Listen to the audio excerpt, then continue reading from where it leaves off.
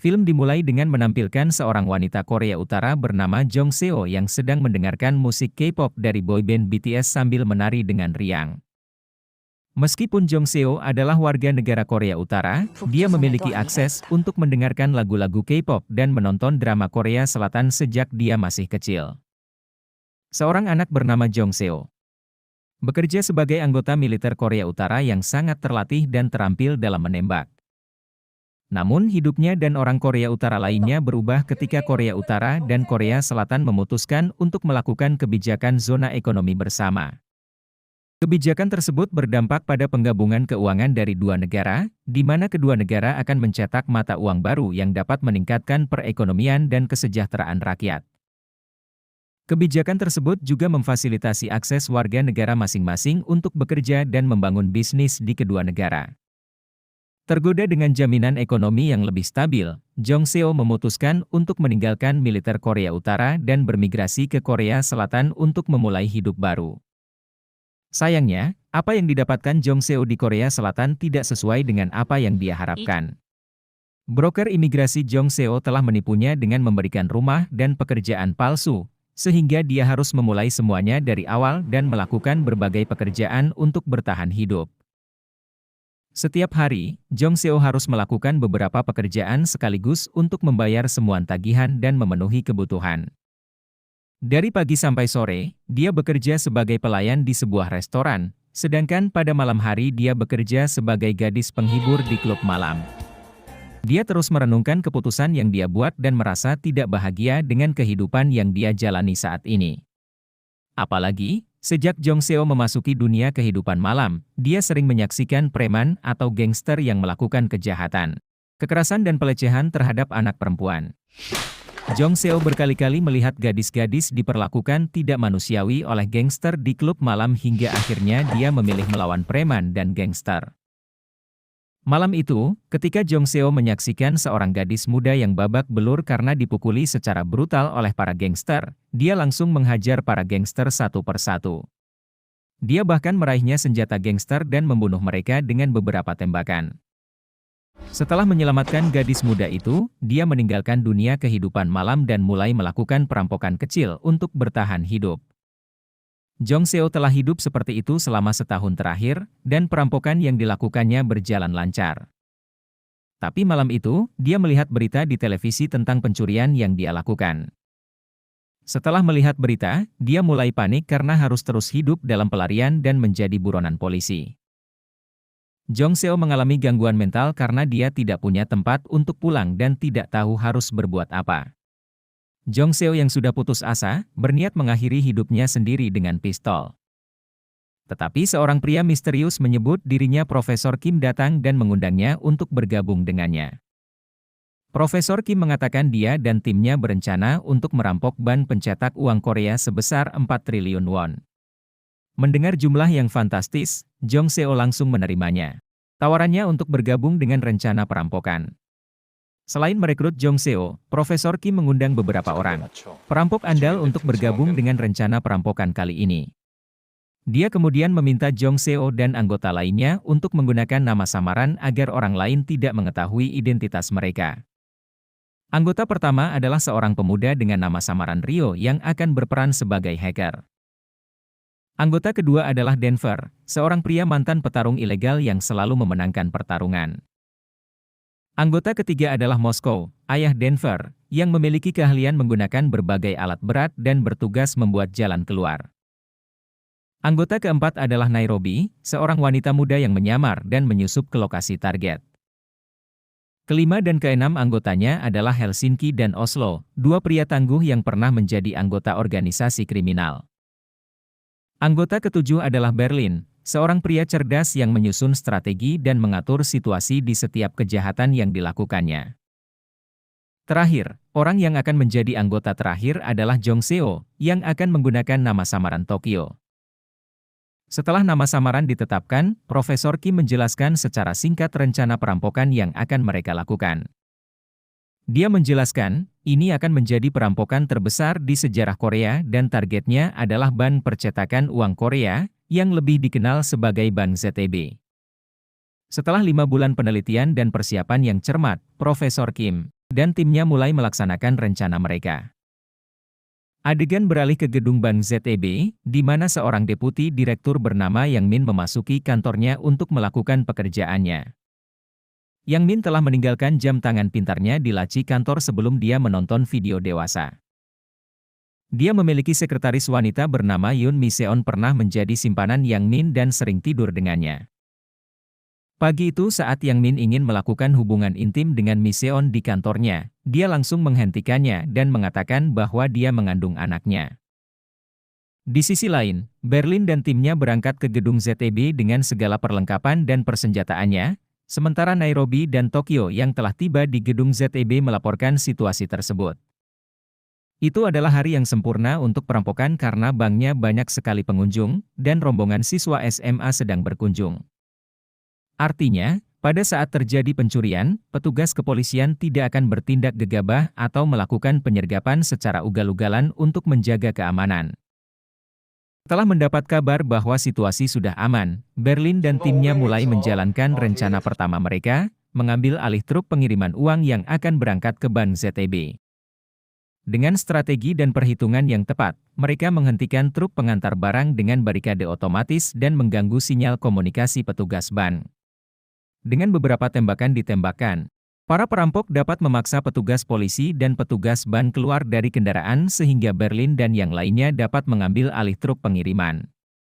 Setelah semua penjaga keamanan bank keluar, para perampok meminta mereka untuk melepas seragam dan tanda pengenal mereka sehingga para perampok dapat menggunakan seragam dan tanda pengenal mereka untuk penyamaran.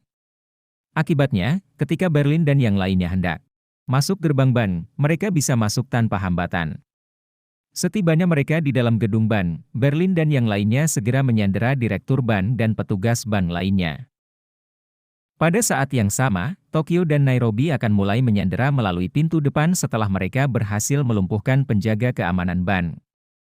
Semua tim perampok secara bersamaan menyandera seluruh pengunjung dan karyawan bank dari berbagai ruangan dan mengumpulkannya di satu tempat.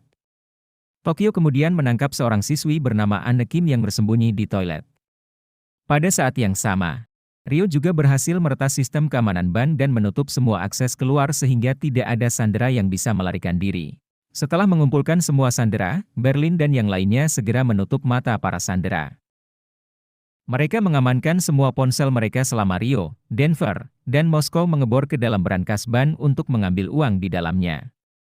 Dengan keahlian dan ketelitian Moskow, mereka dapat mematikan sistem alarm brankas dan membuka pintunya. Ketika mereka melihat berapa banyak uang itu di bank, mereka merayakan keberhasilan mereka dalam perampokan. Setelah mereka menyelesaikan rencana pertama, Berlin sebagai pemimpin operasi lapangan, segera menghubungi Profesor Kim untuk melaporkan kemajuan mereka. Saat Berlin dan timnya melakukan perampokan di lapangan, Profesor Kim akan mengawasi dan memberi mereka perintah dari lokasi yang berbeda. Setelah itu, sinyal alarm keamanan menyala sehingga mereka bisa memancing petugas polisi ke lokasi perampokan. Tokyo dan yang lainnya berdiri di pintu depan untuk menembakkan beberapa tembakan peringatan ke arah polisi tanpa melukai petugas polisi sama sekali. Namun di luar dugaan, saat petugas kepolisian tiba di lokasi, mereka langsung melepaskan tembakan ke arah para perampok hingga Rio terluka dan jatuh ke lantai. Melihat situasi, Tokyo segera melemparkan bom asap untuk memberi mereka kesempatan membawa Rio ke dalam gedung dengan aman. Setelah menutup pintu gedung dan memberitahu polisi tentang perampokan tersebut, Nairobi dan yang lain segera memerintahkan para sandera untuk mengenakan kostum yang sama dengan mereka. Berlin menegaskan kembali kepada para sandera untuk tidak melawan atau mencoba melarikan diri agar tidak ada yang terluka. Berita perampokan telah menyebar ke berbagai media, dan polisi Korea Utara dan Korea Selatan mulai menyusun rencana untuk menangkap para perampok.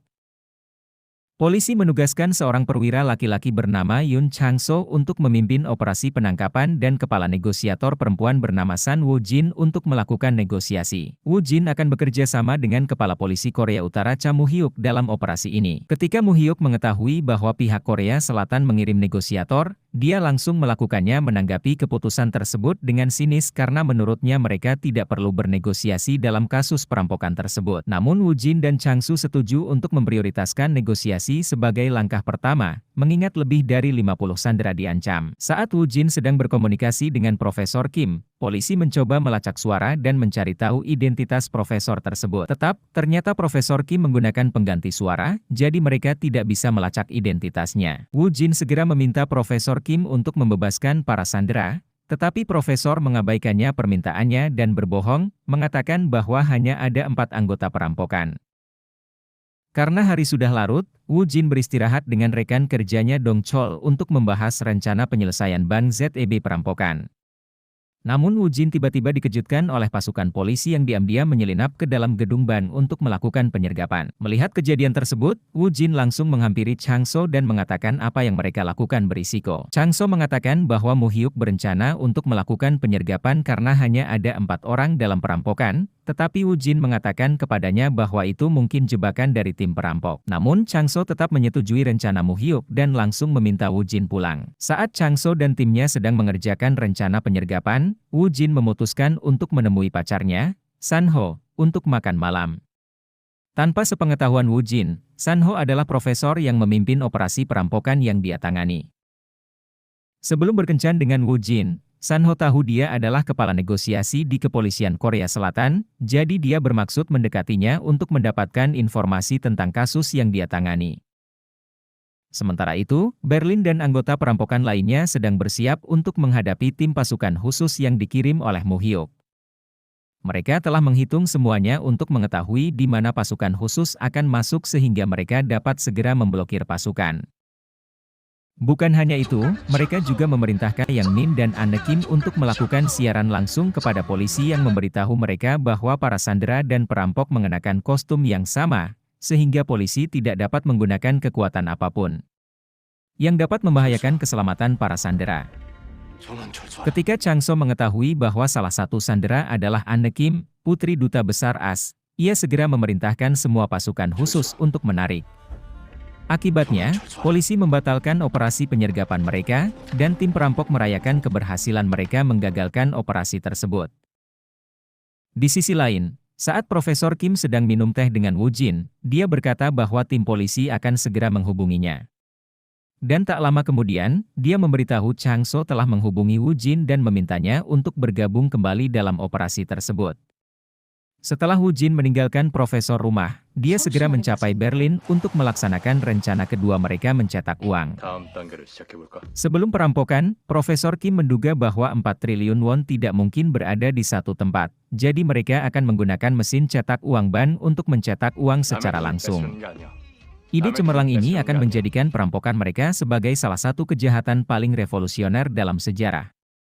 Sementara pencetakan uang berlanjut, Berlin memerintahkan timnya untuk membagi para sandera menjadi beberapa kelompok. Beberapa sandera akan ditugaskan untuk membuat makanan, sementara yang lain ditugaskan untuk mencari jalan keluar. Keesokan harinya, media terus menekan petugas polisi untuk memberitahu mereka tindakan apa yang telah diambil polisi sejauh ini. Wartawan mengetahui bahwa malam sebelumnya ada desas-desus bahwa polisi telah melakukan upaya tersebut penyergapan yang bisa membahayakan keselamatan para sandera, namun polisi terus menyangkalnya.